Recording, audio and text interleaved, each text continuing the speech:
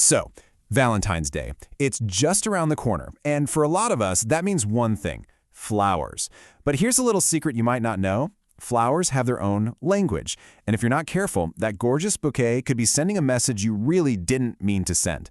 So today, we're going to decode that language so you can send the perfect message. And if you think this is no big deal, just take a look at the numbers. Last year, people in the U.S. spent a jaw-dropping $25.8 billion on Valentine's Day. That is a huge amount of pressure to get it right. Because, while love might be priceless, showing it, well, it comes with a pretty big price tag. And check this out. Flowers are right there in the top 3 gifts at 39%. They're just as popular as candy and cards. Since so many people are giving them, it's actually even more important that your bouquet stands out and, more importantly, says exactly what you want it to say. And this is where it gets a little tricky. Flowers aren't just pretty decorations. They carry centuries of hidden meanings.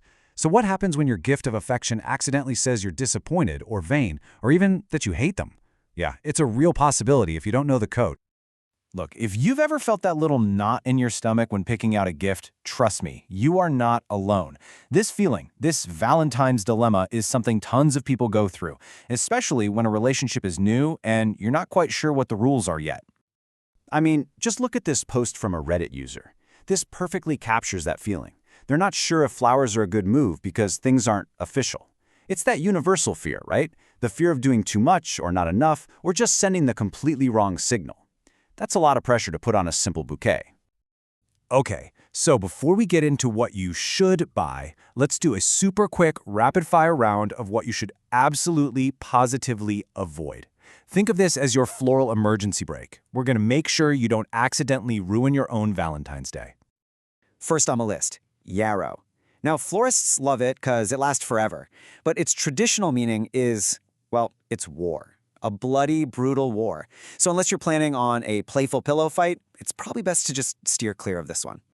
Next up, the yellow or striped carnation. This one is a huge, flashing red light. Gifting this flower literally says, "I'm disappointed in you and I want to end things." Definitely not the vibe for a day that's all about love. Daffodils look so bright and cheerful, right? But they actually symbolize pride and vanity.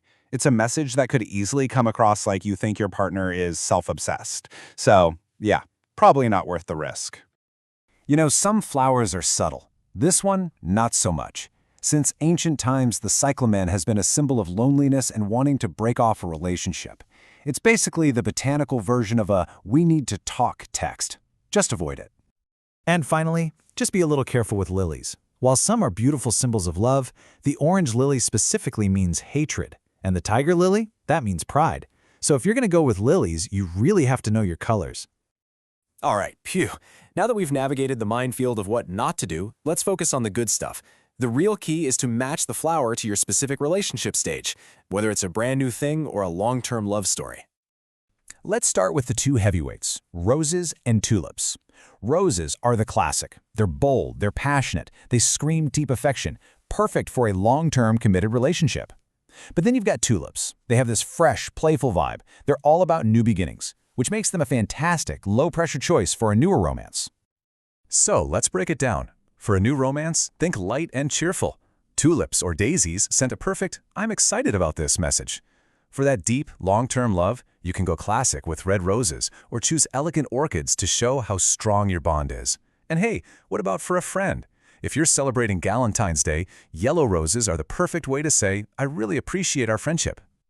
Look, we all know the red rose is the undisputed queen of Valentine's Day. No one's denying that. But choosing a more unique alternative can show some serious extra thought and creativity. It proves you went beyond the default and really considered the message you wanted to send. So what are some great alternatives? Well, orchids are super elegant. They symbolize strength, and they last so much longer than a regular bouquet. Peruvian lilies have this fun, kind of flirtatious energy. And carnations can be amazing. Just remember to stick to pink or red. Those mean gratitude and admiration, a world away from their yellow cousins. And of course, tulips are always a beautiful choice for unconditional love. Okay, so you've chosen the right flower with the right meaning. We are almost at the finish line. The final step is just pulling it all together, thinking about the bouquet's style and adding that crucial personal touch that makes it truly special. And remember, the style of the bouquet is just as important as the flowers in it. Think about their personality. Are they a classic romantic who would absolutely melt over timeless red roses? Or are they more wildflower chic, someone who'd love a rustic, free-spirited mix? Maybe they're bold and modern, drawn to striking colors. Or perhaps they'd appreciate monochrome elegance, a super sophisticated arrangement. Matching the style to their personality shows you really get them. So let's boil it all down into 3 simple steps for the perfect gift. First, thoughtful flowers. Choose blooms that tell your personal story. Second, consider the style. Match the whole vibe to their personality. And third, and this might be the most important one, always, always add a personal note. Your words are what take it from a nice gift to something they'll never forget. Because at the end of the day, whether you choose bold roses or playful tulips, the most important thing is that the gift comes from the heart. The flowers are just a beautiful way to say what you feel. So this year, now that you know the language, what story are your flowers going to tell?